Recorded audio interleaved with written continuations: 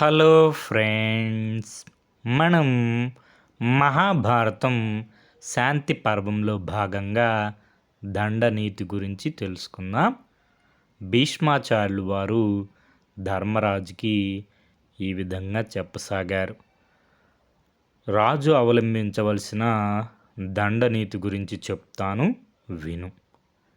ఈ దండనీతి సజ్జనులను రక్షించుటకు, దుర్జనులను శిక్షించుటకు ఉద్దేశింపబడింది. సాక్షాత్తు విష్ణుమూర్తి దండనీతి రూపంలో ఉంటారు. విష్ణువు దండనీతి రూపంలో ఉన్నప్పుడు ధర్మపాలుడని, ధర్ముడని, విజయుడని, రక్షించేవాడని, శిక్షించేవాడని రకరకాల పేర్లతో పిలుస్తారు. దండనీతిని సక్రమంగా పాటిస్తే ధర్మము, సుఖము, నీతి, లాభములు, బలము, రక్షణ కలుగుతాయి. దండనీతిని సక్రమంగా పాటించకపోతే అధర్మము, దుఃఖము, అవినీతి, నష్టము, పెరిగితనము కలుగుతాయి. కాబట్టి రాజు ప్రజాక్షేమమును దృష్టిలో పెట్టుకొని తప్పకుండా దండనీతిని అమలు చేయాలి.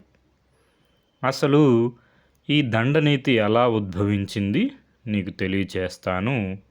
వసుహోముడు అనే పేరు గల అంగదేశపు రాజు భార్యా సమేతంగా హిమాలయ పర్వతములకు వెళ్ళారు. అక్కడ మునిజనులను సేవిస్తూ కాలం గడుపుతున్నారు. ఒకరోజు ఆ రాజు వద్దకు మాందాత వచ్చారు. తనకు దండనీతి గురించి చెప్పమని అడిగారు. అప్పుడు వసుహోముడు మాందాతతో ఈ విధంగా చెప్పసాగారు.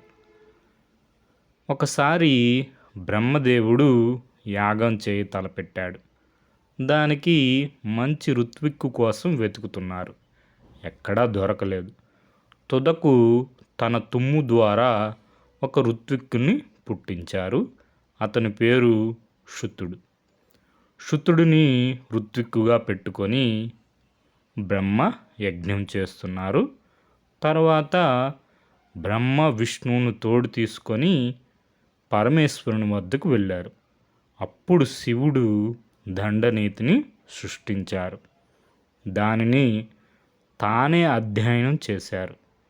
4 వేదములు అంటే ఋగ్వేదం, యజుర్వేదం, సామవేదం, అథర్వణ వేదం, 6 వేదాంగములు కల్పము, శిక్ష, వ్యాకరణము, ఛందస్సు, నిరుక్తం, జ్యోతిష్యం, మొత్తం 10 విద్యలు.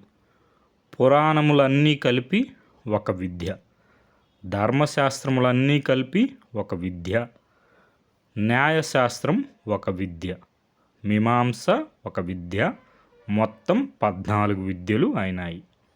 వైద్యము, ధనుర్వేదము, గాంధర్వము, అర్థశాస్త్రము 4 విద్యలు, మొత్తం 18 విద్యలు.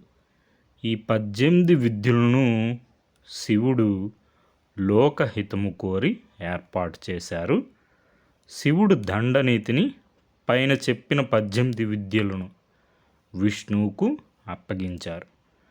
వాటిని బ్రహ్మ తుమ్ము నుండి పుట్టిన శుతుని ద్వారా ప్రపంచంలో వ్యాప్తి చేశారు. తర్వాత విష్ణువు తన ఆధీనంలో ఉన్న దండనీతిని అంగీరసునికి, అంగీరసుడు ఇంద్రునికి, ఇంద్రుడు మరీచికి, మరీచి భృగునుకు, భృగుడు అనేక మంది మునులకు దండనీతిని అధ్యయనం చేయించారు. ఆ విధంగా దండనీతి లోకంలో విస్తరించింది.